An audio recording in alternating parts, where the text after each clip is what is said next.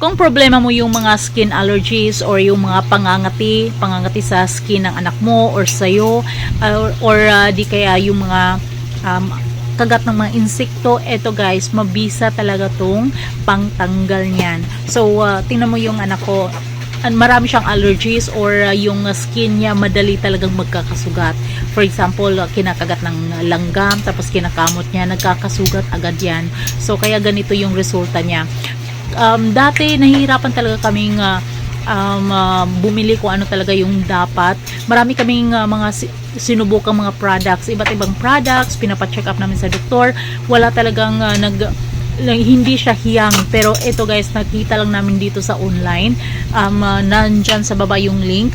Ito lang talaga yung nakakatulong para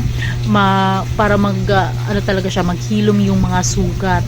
Ayan guys, kung may pangangati, kunyari kagat ng langgam, tapos nilalagyan mo nito